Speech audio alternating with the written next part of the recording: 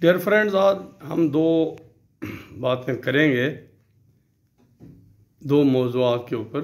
एक, बांग्लादेश की साबिक वज़ीर आज़म हसीना को सज़ाए मौत,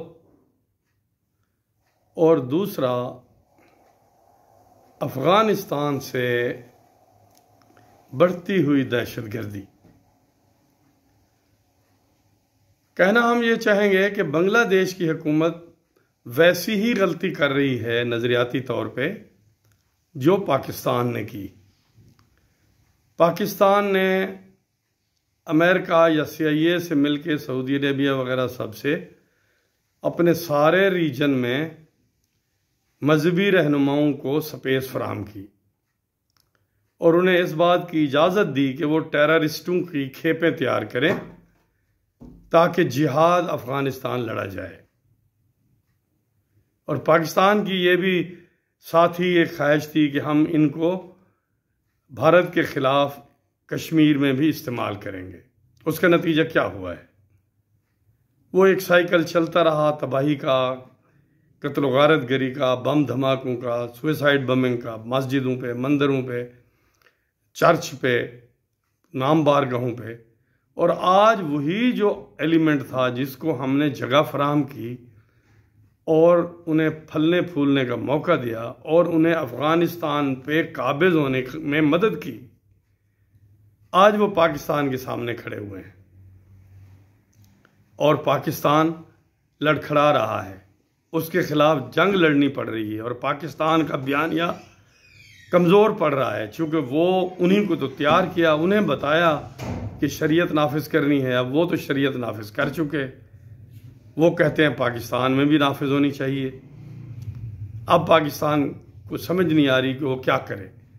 कभी उस पर हमला करता है, कभी कहता है कि हम बातचीत करते हैं, बातचीत, हमला, हमला, बातचीत। अगर यही गलती बांग्लादेश करने जा रहा है कि वहाँ मजहबी पार्टियों को ग्लोरीफाई करे, उन्हें मौक़े फराहम करे, तो वहाँ भी यही हश्र होगा उसका कि वो टेररिस्टों का गढ़ बन जाएगा। पाकिस्तान की सिक्योरिटी फोर्सेस तो फिर भी स्ट्रांग हैं, वहाँ तो सिक्योरिटी फोर्सेस की कैपेसिटी भी बहुत कम है, इंटेलिजेंस इदारों की कैपेसिटी भी बहुत कम है। तो अगर वहाँ टेररिस्टों ने, शिद्दत पसंदों ने जड़ें पकड़ ली, तो फिर वो चाइना और म्यांमार के और इंडिया सब के लिए ख़तरनाक होंगे। और जहाँ टेररिज्म होती है, अल्टीमेटली पता चलता है कि CIA की वहाँ दिलचस्पी है। तो बांग्लादेश एक ऐसे रास्ते पे चल निकला है जिससे पाकिस्तान को कुछ हासिल नहीं हुआ है और आज पाकिस्तान खून और खून है।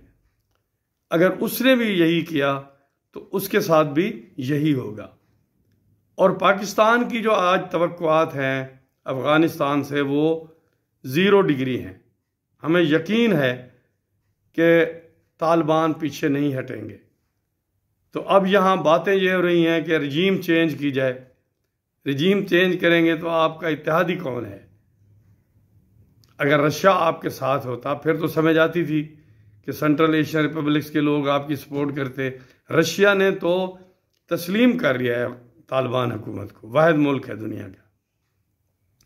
तो जूं जूं गाज़ा में पाकिस्तान का मिडिल ईस्ट में रोल बढ़ेगा, अफ़गानिस्तान में पाकिस्तान की मुश्किलात बढ़ेंगी। और याद रखना चाहिए कि इसमें जो एंटी अमेरिकन एलिमेंट है या ममालिक हैं, रशिया है, ईरान है, इंडिया है, ये सब आपके खिलाफ खड़े होंगे। और चाइना की मुश्किलात भी बढ़ेंगी, क्योंकि चाइना का कैंप तो यही है। तो देखते हैं आने वाले दिनों में क्या रंग देखने को मिलते हैं। Thank you very much.